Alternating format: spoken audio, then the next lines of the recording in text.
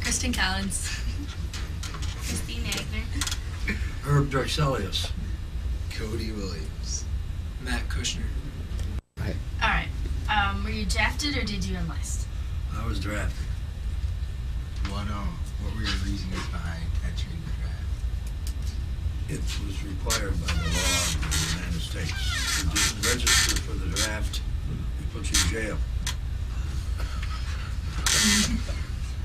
The reason they didn't take me right away was because I was still in high school.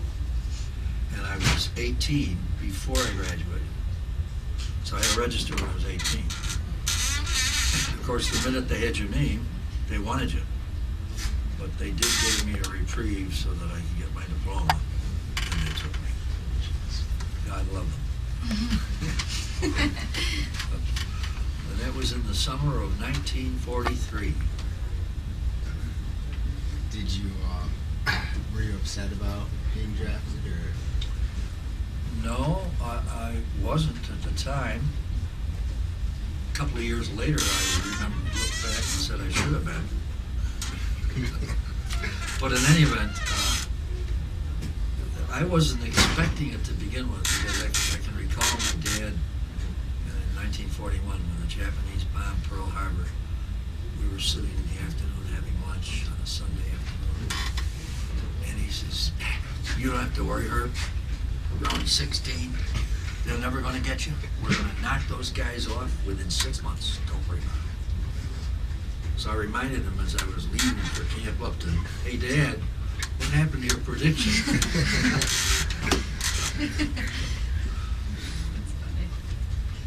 Any other thoughts on that? How hard was it to leave your family? Well, it's difficult because I had never been away from home before in any extended period. You know, we'd been on vacation and things like that. But I was never in summer camps and so forth and so on. And I was young, just getting out of high school, green behind the ears, you know, so to speak. And I knew I was going to miss my mom and dad and my brother and sister.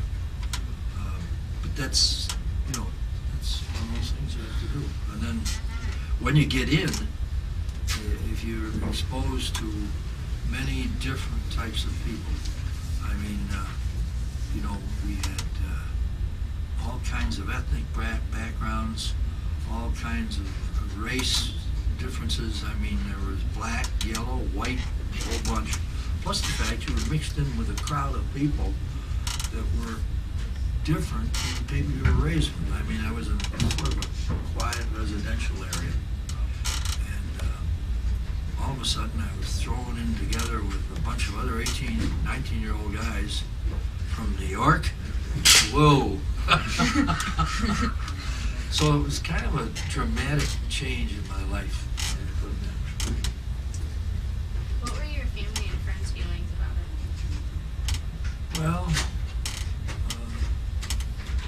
I guess I can remember my mom was very upset about it. My brother and sister wished me well. My dad reminded me to be good, and if I couldn't be good, be careful. And he said, "Take care of yourself, and don't forget to say your prayers." And I said, "Yes, sir." You mentioned a brother and a sister. How old are they? My brother was 4 years younger than I was, and my sister was 8 years younger than I was. So they, Well, you can sort of guess that. I was 18, my brother was 14, she was 10 at the time. What were some of your training experiences? Well, the first experience was being routed out of bed every morning at 5 o'clock with no other questions asked. I mean, when they said get up, you better get up. You had to hit the floor fast. And if you didn't, they used to come down along the bed line, you know, the bunks, and they'd slap your foot, your raw foot, with a rubber slipper. And boy, you came off that bed fast. But in any event, you know, getting used to a new routine where everything was planned for you. You didn't even think about what was going on. There was a routine. You'd get up in the morning, you'd fall out, they'd count you all off, then they'd let you go in and have breakfast, then you lined up for a bunch of shots. This was before we got into the regular army. We were just about to go into training. Yeah. And, you know, you look down the line, you see about 8 doctors, 4 on each side, and as you walk by, each one plugs another needle into you. You know, you're Oh. Man. and everybody's walking along, stripped, you know, everybody's running around naked, waiting for uniforms and everything. It was quite an experience. But in any event, from there, I was transferred from camp up to New York, where I stayed for about 2 weeks. And after they got through inducting us and giving us all our Army serial numbers and our clothes and all that sort of thing, I was sent to Fort Benning, Georgia for basic training, which was an 18-week course for those of us who were just coming into the Army. Similar to what they still do today, boot camp, whatever you want to call it. The Marines have boot camp and so forth. We called it basic training at the time. Fort Benning was the infantry center at the time, and also the airborne center. That's where they were teaching men to parachute and also to use gliders coming in for landings and so forth in enemy territory. So it was a very interesting experience because most of the cadre we had, or the people who were our sergeants and so forth, had been in action at one time or another earlier in the war. They were older men. Most of us were 18, 19-year-old kids. It was quite an experience. It was... I mean, I thought I was in fair shape because I had been swimming when I was in high school and so forth. Reality. But I'll tell you, reality, you talk about reality. I mean, my tongue was hanging out most of the time. I was totaled. And I mean, you know, some of the things we had to do were tough. If you weren't in perfect shape, they were going to get you there. I mean, you know, we had to climb over walls by going up ropes and all that kind of stuff. And I'll tell you, man, some of that was tough. And if you didn't make it up, you fell back down and you just kept struggling till you made it, you know. But the food was great. Was it? Fed beautifully. Oh yeah, Oh, wow. great food. What kind of Yeah, things what'd you eat? But of course then, in those days, I mean, we weren't in action now. I mean, we had, you know, regular mess halls. So I went through the 18 weeks of basic training. I got some pictures I'll show you of the company I trained with, and in infantry basics. And then, anything else about the training aspect of it, the initial training? What was like the hardest part of training? Like, what was the hardest thing that they made you do that you really struggled at? 50-mile hikes, with a full field man. back. How much do those packs weigh? About 45 pounds. Plus your rifle and your helmet.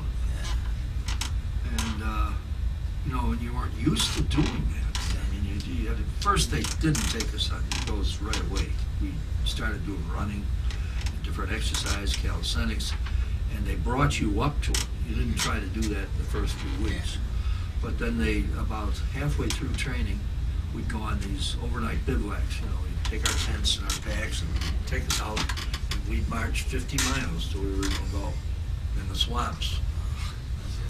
The bugs and the chiggers and all the other stuff that went with it.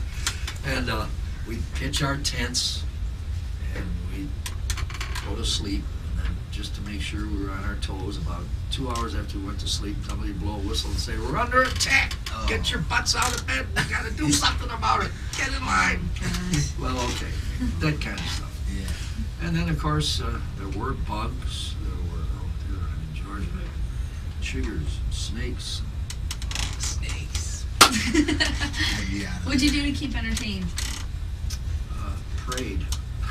Yeah, that's about all you could Well, do. we did, when we were in camp, we had weekends. Uh-huh. We were allowed to go into town on weekends as long as we didn't screw up. If you didn't, if you didn't toe the mark, if you weren't marching the way they wanted you to, if you didn't do your drills properly, if you weren't doing well in the shooting range, then you'd lose points. You would not be able to go into town. It would take weekends away from them. And of course, we wanted to go into town just to get away from the place. Right. You know, and usually at our age, we used to go into the dances at the different different schools and things they used to have for the servicemen. That was always fun. Mm-hmm. And we'd go in and have our beer and everything without being supervised, you know? Yeah. And but a lot of times we lost the weekend. And it could just be one guy screwing up.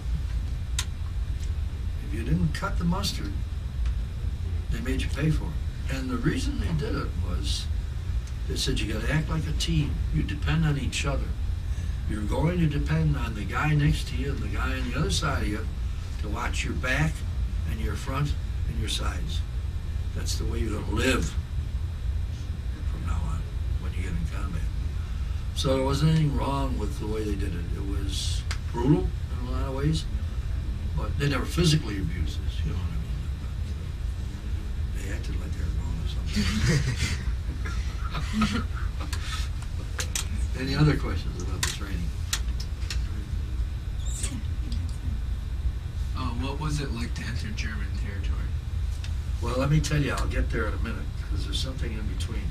I was very fortunate as I got through with basic training. The Army had what they called the Army Specialized Training Program. And based on your scores in high school, your grades, and a test you took that the Army gave you, if you hit above a certain score, and they thought you were a candidate for college, they'd send you off to college, because they figured that when the war was over, they were going to need a lot of engineers to help rebuild cities and bridges and everything that was all going to get destroyed during the war. So I got selected to go into ASTP, and instead of going into a regular infantry unit, I was sent up to Lafayette College in Easton, PA. And they picked the courses. I had no choice. I mean, they just said, "You're going to become an engineer." I said, "Okay, you say so," right? So they put me into an engineering course, in math and physics and so forth. So I spent the first 3 months after basic training in the Army Specialized Training Corps program at Easton, PA, Lafayette College. Got into New York every weekend. At Philadelphia, that was fun. We had a lot of good times in there. Again, lots of gals around. We had a lot of fun. I mean, we had many, many dances. We had a great time.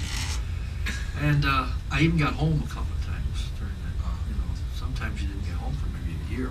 But I was, all I had to do was hop the train.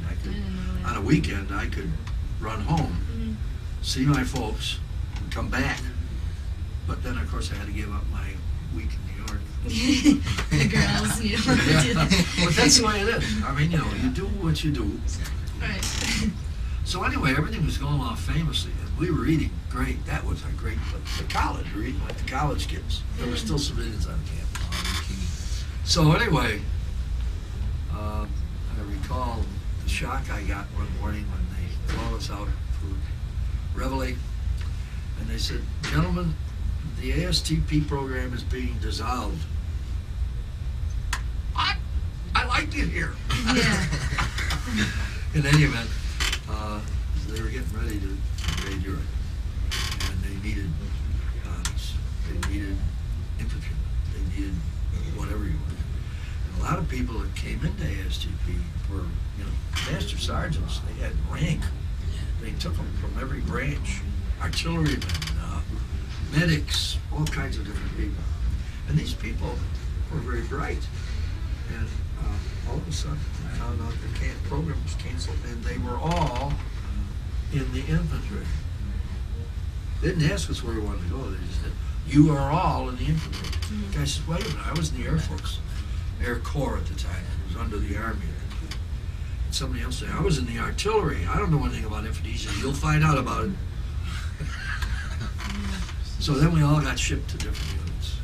So we left Lafayette, Easton, PA, with very mixed emotions in the spring of 1944. And I was assigned to Camp Claiborne, Louisiana, to the 84th Infantry Division, which was the Lincoln Division. The patch was a rail being split by an axe. We called the Abraham Lincoln Rail Split. So how old are you right now? I'm still 18. Wow. You know, the year hasn't passed. You think it would have. Oh my gosh. Okay, now I'm going into the serious training, okay? So if you want to ask questions about that, go ahead. Now I'm with an infantry unit that's getting prepared to go overseas, Mm-hmm. okay? So first you went through your basic training, Right. and then you went to college in Lafayette, and now you were stationed at Louisiana, Right. getting prepared to go into Overseas somewhere. You I didn't didn't tell you where. Alright. Okay. So what was a day like in when you're stationed in Louisiana? Well, of course, it was even more rigorous than basic training because these guys were serious. Most of our cadre, our sergeants and so forth, had been in battle before in one place or another. Most of them were older than we were. They were like in the 26 to 30-year range, 30-year-olds. And the master sergeants and so forth had been around a while. Our lieutenants, some of them were seasoned, had been in combat. Some hadn't and were just out of West Point or just out of school themselves.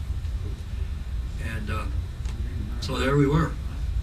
And a lot of our cadre are, again, I say cadre, that's our bosses, okay, you know, our sergeants and boys, were Southerners. And most of us were Yankees.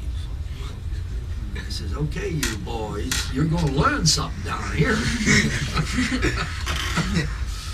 We're going to kick your butts till they're red if you don't get going. And he said, you guys come down from the north. He says, we're going to show you what it means to really get into the act. So we had a lot of fun. It was warm. It was sweaty. It was worse than swampy Georgia. So it was a good time. Oh, it was a great time. We'd go out on these 50-mile hikes and we'd go on maneuvers.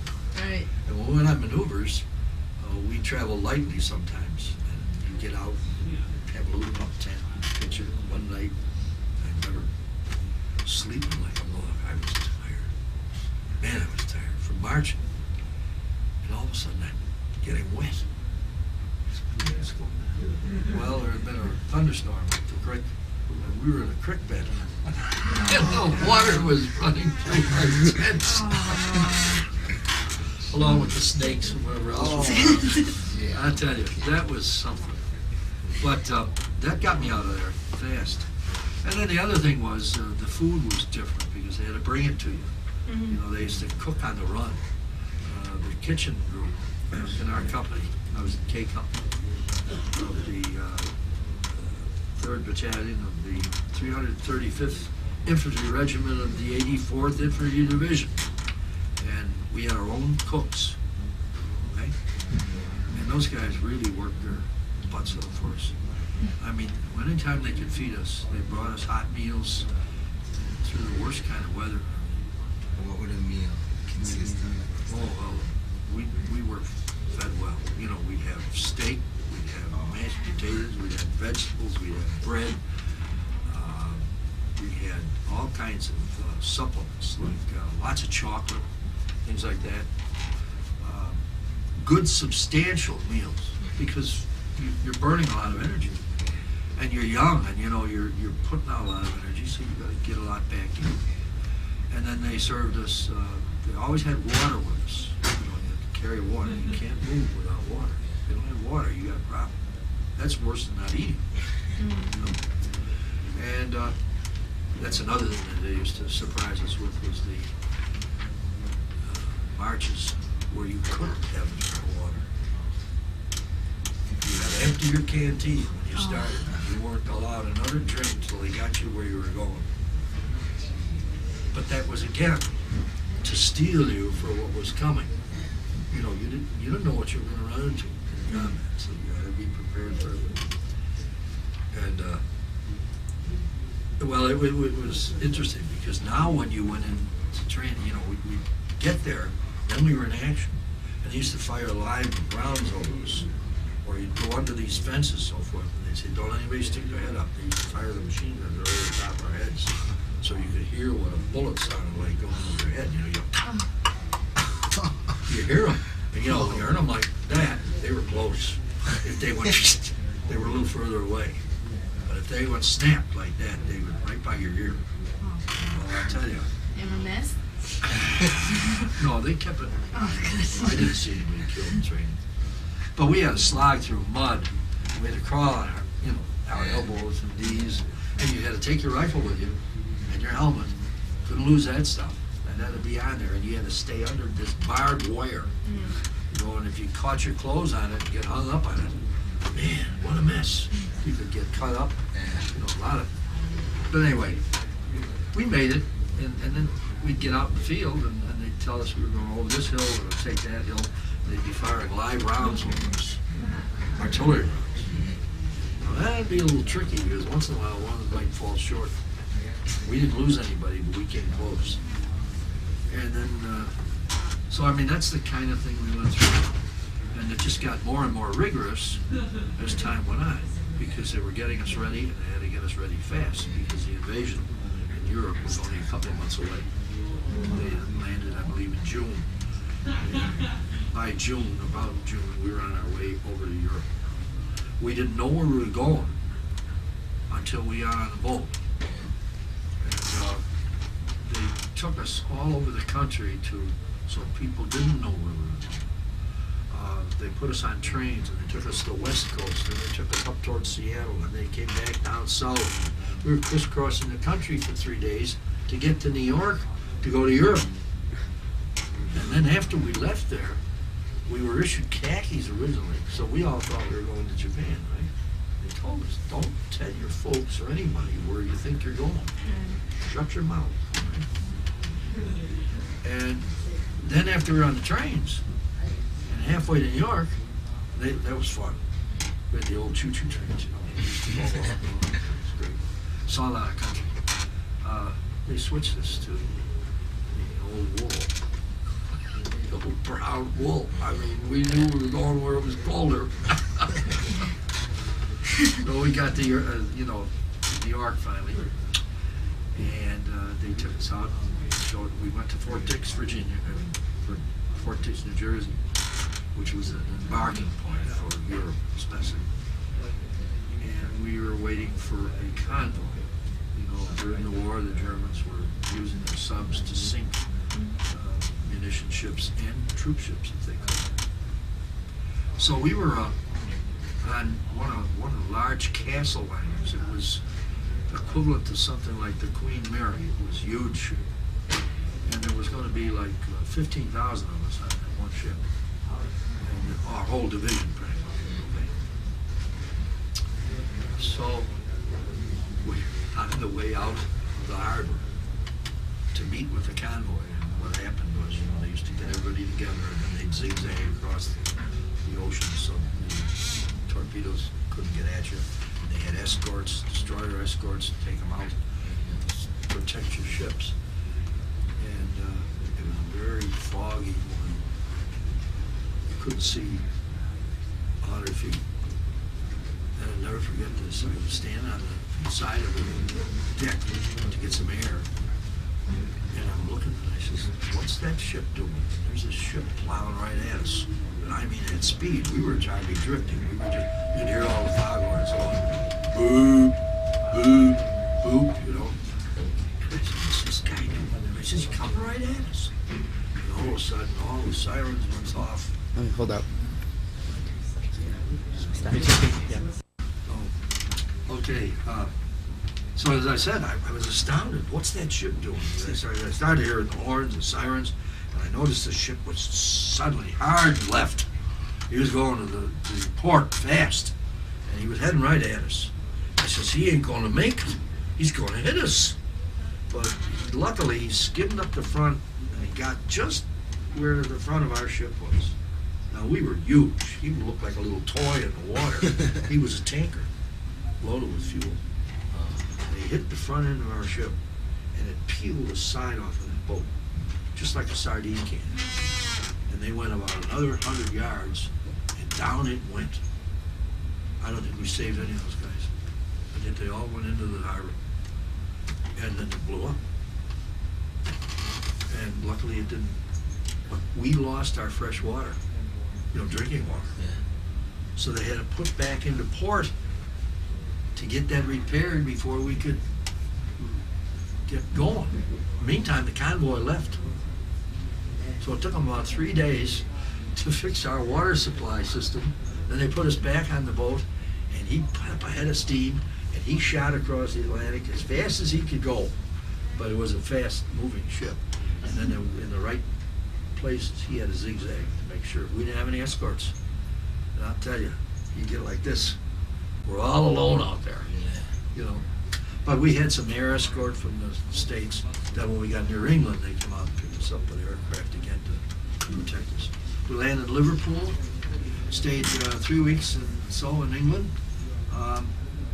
Didn't get much chance to see too much of England because I was on KP duty one morning because I overstayed my night in London and came in AWOL, or, you know, late. Yeah. So I had to pay for that. That put me on KP duty. What's I was KP? kitchen police. Oh. You know, you help the people make the food, peel the potatoes, and wash the dishes, and all that stuff. And I was assigned that morning to light the heaters. Now what they used to do is they had like a garbage can full of clean water in which we heated it, and then when you were done, you had mess kits over there, aluminum mess kits where they put your food when you through the line. When you wanted to clean them, you dipped them into this tanks of hot water to clean them off so that they were sanitized. So I'm lighting these things and I'm poking the taper down in this one, and I forgot how they were putting some sort of gas or something, propane. I poked, it didn't light. I said, what's the matter with this thing? I says, I'll get this thing going. So I lit the taper again. But in the meantime, the gas had started. It triggered and the whole thing blew up in my face. Oh, There I was. I says, man, I'm lucky I didn't get burned. Right? oh yeah. So I'm starting to set the table. The guys are coming in to eat. Finally, one of my buddies, I remember, where he bid me, he says, Herb, what the hell happened to you? I said, what are you talking about? He says, where are your eyelashes? Where's the front end of your hair? I said, what are you talking about? I went over to the mirror, and of course I was burned back to here. My glasses protected my eyes, but my face was all red and blistery. But I was in shock. I didn't feel it. So the next 2 weeks while we were still in England, where do you think I was? In and out of the hospital, out of puncturing all these wounds so I didn't get all scarred up. So I didn't get any more time in London or any place else until we got into a ship and headed for France. And we were, of course, not in the original invasion, but we did land at Omaha Beach. We still went in on the fancy docks they built for us.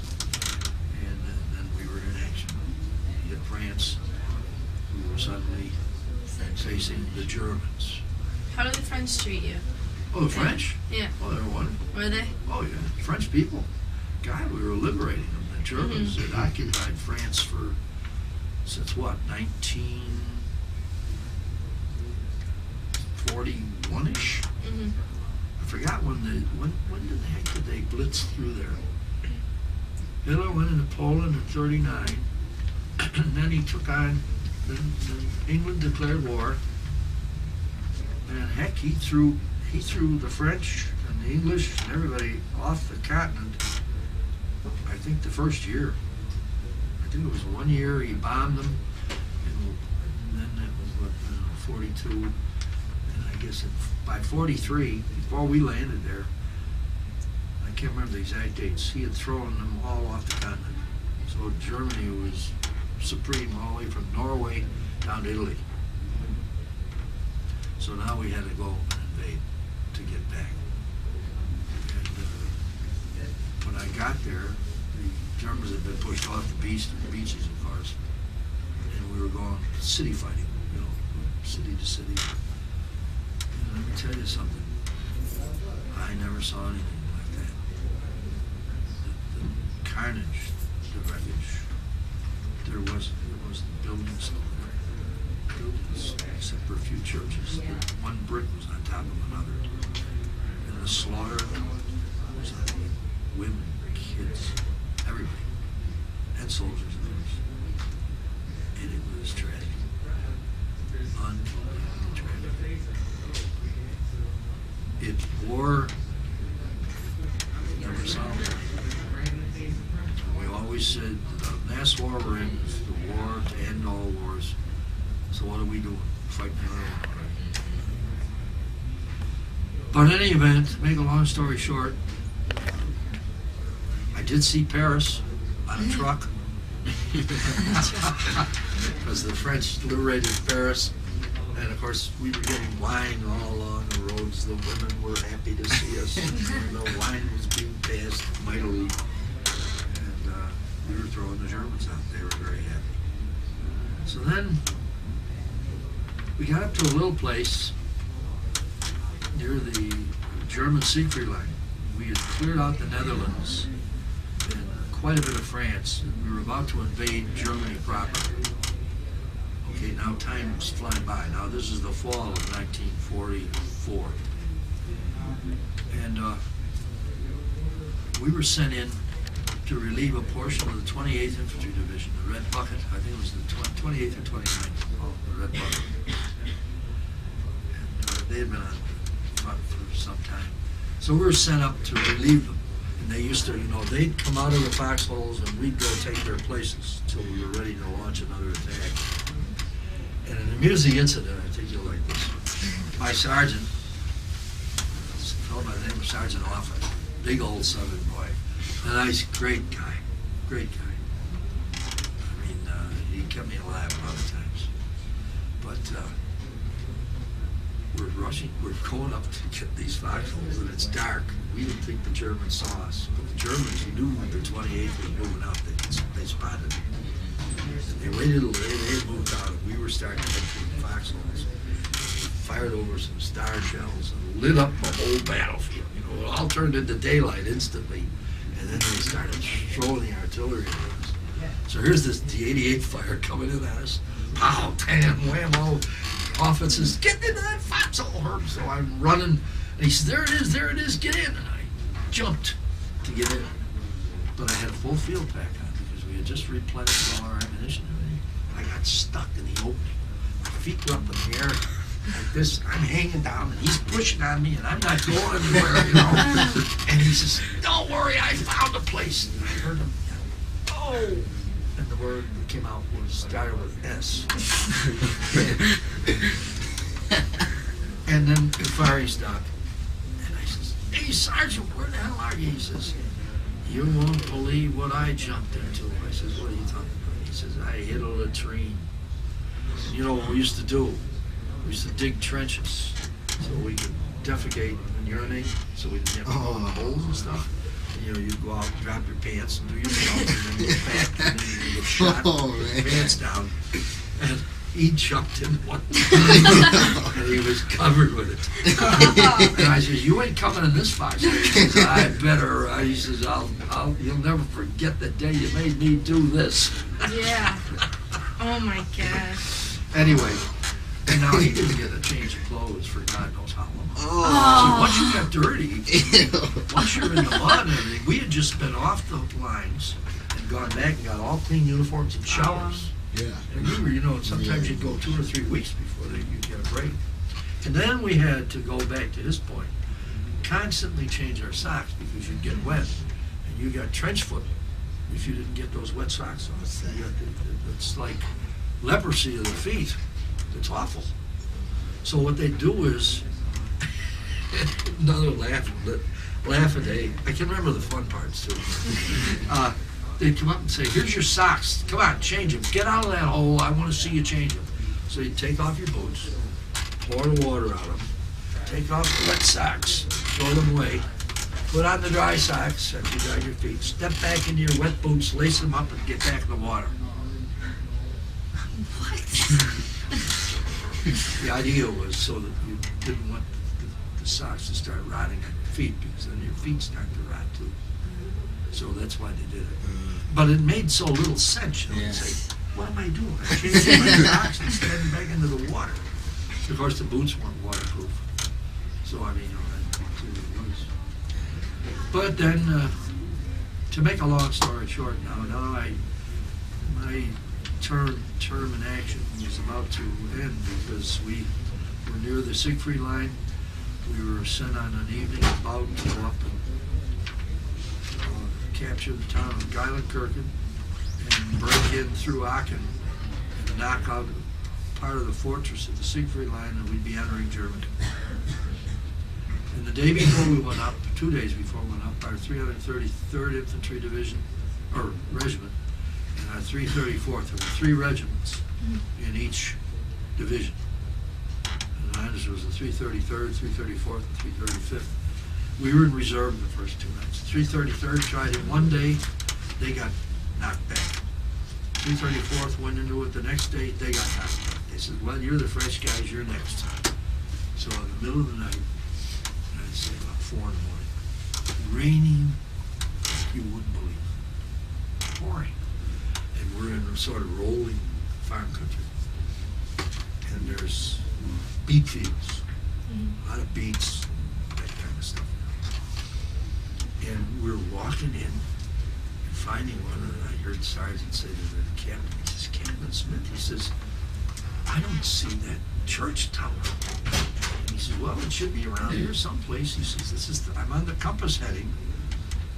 And we couldn't see the church tower. How could we see it? It was pouring, you know. And he says, let's keep going. He says, yeah, but we're getting further away from the action. Why? We seem to be going away from it instead of into it. Well, we were all getting a little nervous. And all of a sudden, the sky lit up. Star shells again. And here we were down in an area, so there was like rolling hills around us. We were down in there and just about to go up another hill. It lit up. And we hear this German say, hey, you guys, you're in trouble. And we were surrounded by Germans. They were on every side of us. We were walking through their foxholes. They didn't do anything. They just ducked down and let us go. We walked through. We saw what looked like empty foxholes. We weren't going to use them. We had to keep moving. And then they popped up behind us. And then they said, why don't you just make it easy on yourselves, guys? Give up. Well, hell. Give up hell, right? So we all hit the mud and started digging. And I remember every time I lifted my shovel, I'd hear one of those right over my head. Because they had the high ground and they were just spitting down on us. And I was, at that time, I had the Browning automatic rifle. You know what that is? It's an automatic, it's like a machine gun. It takes clips of 21 rounds of 30 caliber ammunition. And you can get it off with one shot, like, or you can go, you know. And a lot of times we did it one at a time, because anytime the Germans saw an automatic weapon, they used to use a mortar on you. They saw anybody with an automatic weapon, they were right on top of you. So, in any event, I squeezed off a few rounds. Finally, they were coming down the hill, and then I opened up. Of course, then I had to move right away, because I knew something was coming in. And pretty soon, you know, there was, what, 30 of us up there. And one by one, they were knocking us out. And my sergeant said, let's move over here, Herb.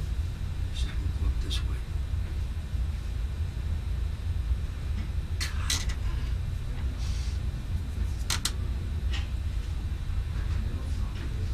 He stood up. They blew his head off.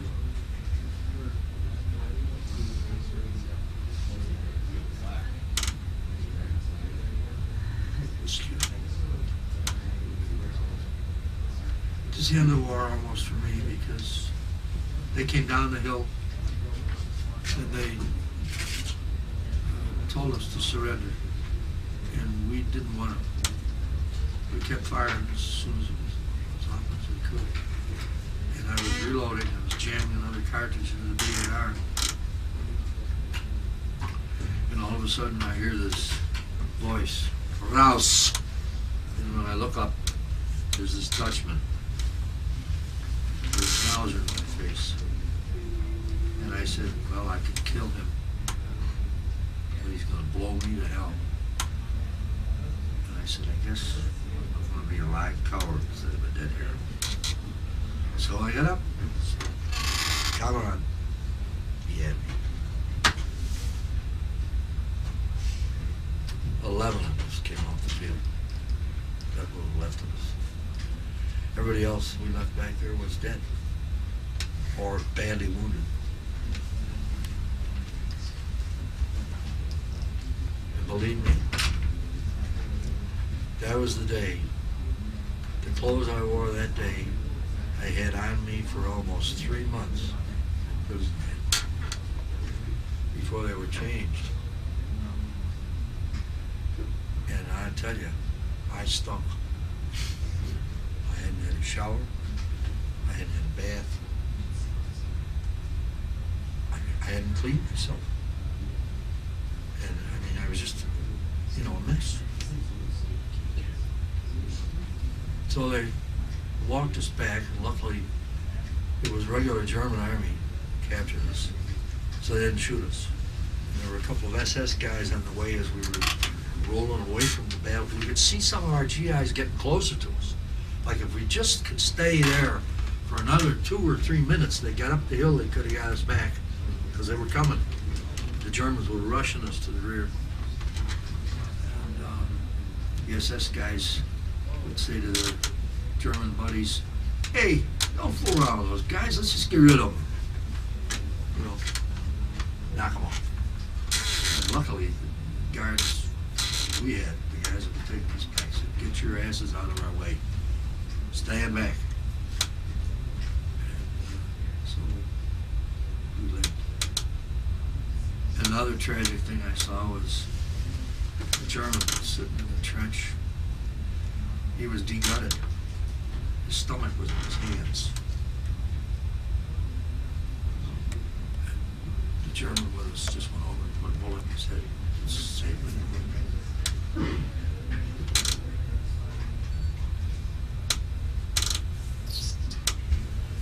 Then, it didn't end then, because now we're hungry, we're dirty, we're wet, we're demoralized. What are we going to do next? They walk us through Dusseldorf after a 1,000 plane B-17 bomber raid. And the streets were littered with kids and women and people who were cremated in the subways. Their homes were demolished. And all I'm telling you is, if any of you think war is fun, forget it. I lost a lot of buddies. I cried a lot of tears. But you know what? I never met an atheist that thought, well, somehow or another, all of us ended up in believing in God. Because who else was on our side? And I tell you, there were lots of nights sitting in Foxhole. I said, Mom, come and get me and take me home. So, we survived it. Prison camp wasn't too bad. I was treated fairly well. I wasn't abused by the Germans. We didn't get enough to eat. I went down from 180 to 113 pounds by the time I was liberated in April. And the Russians liberated us at the Elbe River. And the reason we couldn't gain any weight was because we were eating German vegetables. Kohlrabi's, rutabagas, carrots, they were all fertilized with human manure. We weren't used to that. Everything used to go right through us, so we didn't hold our food. They did give us great amounts of bread, beautiful bread. We got meat once a month. Couldn't keep it refrigerated. We didn't have a refrigerator. And I was very fortunate. I wasn't kept in the main prison camp, Stalag 2A at New Brandenburg, because we went to what they call work commandos. And since I spoke some German and understood more, I was given a group of 19 other GIs, and we went out to a little town called Stavenhagen. So I got to church every Sunday, believe it or not.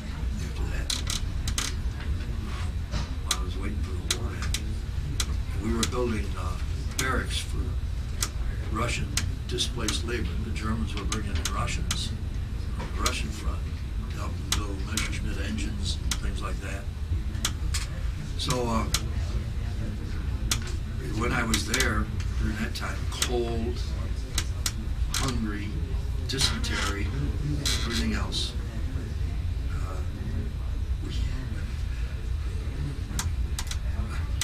I saw my first jet, German jet. First time, like, what's that? We were flying over us. We only stayed up about 2 minutes, but they were terrorists while we were up there. And Franklin Roosevelt died while I was in prison camp on April the 12th, 1945. And then the Germans decided, with the Russians getting closer and closer, because the Russians were coming from the east toward us, the Americans were coming from the west toward us, and the thing was getting narrower. And the two guards we had decided, they were from the Russian front. They had fought the Russian front.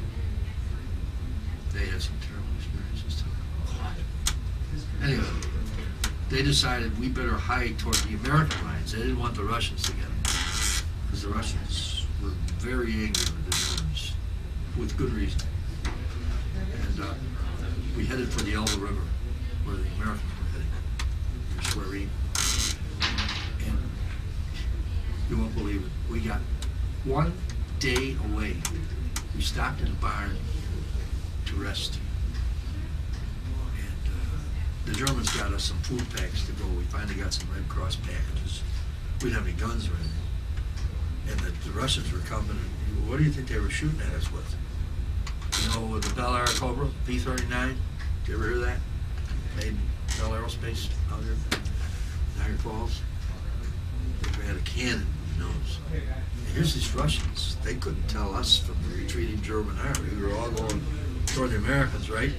And they were swooping down. I said, what the hell are you doing? I'm from Niagara Falls. What are you shooting at me for? The Russians, of course, they couldn't tell.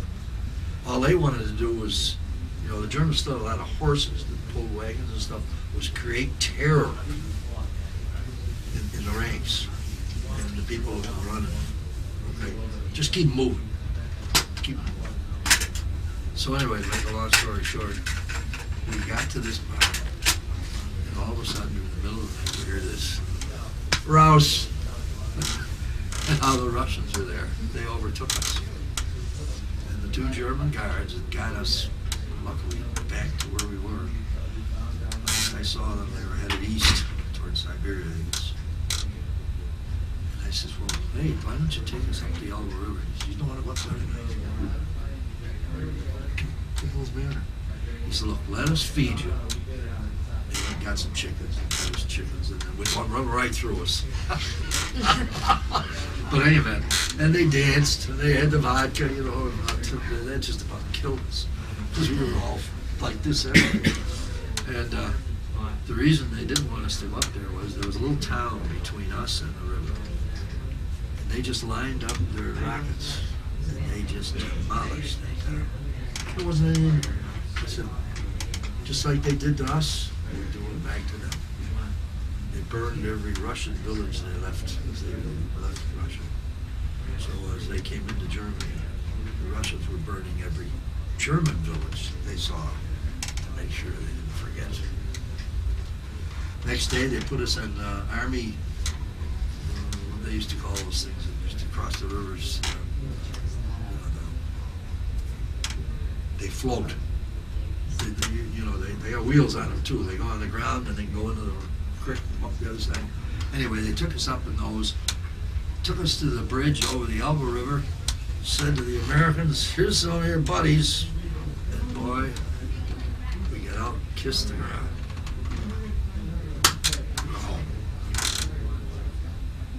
So that was my tour of the Army. They spent a month. I spent a month in France while they put some weight on us, because we all looked like, you know, we had come out of a Holocaust camp. And I went home. Got home in June after a month of fattening. Had 60 days leave at home. Had a great time. Saw some of my buddies, some of the guys I graduated with. We're home on leave. Went up to the Lake Placid Country Club for 2 weeks for R&R as we got into our new uniforms so we could go to Japan and fight some more war. Because Japan was still fighting. VE Day was done, but I was at Lake Placid in August of 1945, and I was there the day VJ Day came, and I got down and kissed the ground again. I don't need those khakis. And then I ended up at Fort George Meade, and they transferred me to Quartermaster Corps. I learned how to type and pretended I could type for the general. So they gave me a sergeant's rating, and I was training other guys that were about to go into basic training and giving them tests and stuff. And then I was discharged on December 1945 because since I had been a POW, I had enough points to get out. And I went home graciously and fast. Of course. And I'm waiting to go, right? And the last tragic thing that had to happen to me, Thanksgiving Day, I was supposed to leave the next day for home. We got bad turkey. We all got Oh. stomach, you know. We were in the hospital. Being treated for bad turkey. Yeah, they let them thaw or something. They had been frozen. They thawed too long. So I finally made it home. And I swear, it was good. It was good. So the Lord protected me. My mom saw me again. And, you know, they had the home front disaster because they found out in December of 44, they got a telegram from the War Department that said I was missing in action. They didn't know what happened to me. And they didn't know I was a prisoner until they got one of my letters that came from Germany, because the Germans let us fill in cards. And they used to fire them in mortars over the American lines, and then or give them the Red Cross, and then they'd send them to your parents. So after getting a telegram from the War Department saying, sorry to inform you that your son is missing in action, et cetera, et cetera, et cetera, I got copies of all that stuff. If you want to see them. It said, based on the letter that you received from your son, we'll assume that he is alive. I said, gee, that's nice. Yeah. Thanks. But in the meantime, see, my parents didn't know where I was. They thought I was dead. And, so it was tough for them. I know the rationing hurt. You know that during the war, meat was rationed, gasoline was rationed. You had to have tickets to get stuff, you know. That was all to help the troops. And like cigarettes. That's what hooked me on cigarettes. I didn't smoke. I didn't smoke in training camp. Nothing. I got to Europe and I didn't have any, you know, I was getting candy and I could trade for, you know, I was getting different things that I could trade for candy and things. And all of a sudden there wasn't any of that stuff around anymore. So they started dumping cigarettes in our holes, free.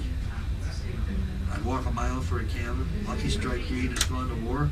They dumped them in. So one day I said, I'll try one. What a mistake. I ended up with 5 bypasses, and a lot of them. So, I mean, I never should have started smoking. But, now, go ahead. Ask any questions you want. You got any stuff you want to see here? Yeah, I do. Okay. I got some pictures of when I was in training, which I could show you. I'm gonna stop. Any of this stuff that you want to. Who sent my mother a note and said he had looked over the battlefield, and since they didn't find me, all they found was my canteen and my Browning automatic rifle. He assumed I was still alive, so he did write her and tell her. There was our Thanksgiving menu. There was our Christmas menu down there. That was our company commander. This lists all the different people who trained us. Our names are in here. dressed up to do some imitation women stuff, dancing and stuff. Here was the chapel we used to go to, Mass, and there was some of our mortar firing exercises. That was my company in Fort Benning. We're all in there. A lot of my friends. The cannon in the nose. So I mean, this is, you know, some of the things I did. By the way, did you know that Bell Aerospace built the first jet to fly in the United States? There it is. We disguised it at the plant by putting a propeller on it. So people thought it was propeller driven, but actually it was a jet. Yeah, how about that? With the test pilots and so forth. There's one of the early twin jets, you know, that we were trying to figure out ways of getting. There's the XV VTOL, you know, the one that goes up, straight up. Oh, yeah. It ended up over at Cornell Lab. Let's see what else. An ICBM with 10 multiple atomic warheads. They weren't going to get off the moon. Luckily it did. Yeah. You asked me to throw out. I think you asked us to throw out a slip, didn't you? Must have. I also have a release here that I suppose. Yeah, Did you you get can. or something? Told me the kind of questions you were going to ask, and also asked me to fill this out. My service, of course, was in England, Europe, the Rhineland, Central Europe, the United States.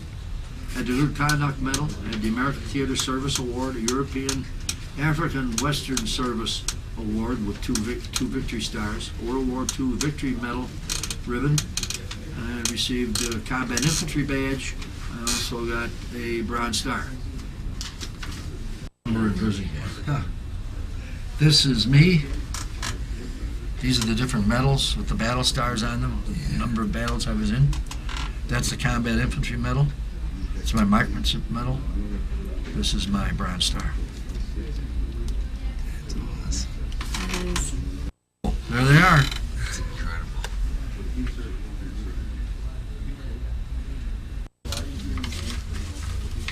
This is disturb anybody now. So I laid down on the damn board. Our bedrooms were upstairs.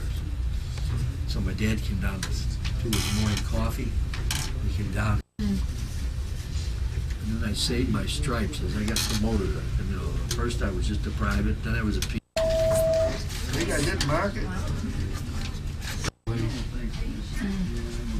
You still talk to any of the ones downstairs? There's two guys I still correspond with. Mm-hmm. Hi. Sorry to break up the party, but we need to get pictures downstairs and lunch and Okay, everything. okay. So if you Fun. could just wrap it up. Mrs. Ketzer, can we just make a few copies downstairs Oh, of yeah. things? Yeah. Is that fine if we do that? Okay. Anything you want here.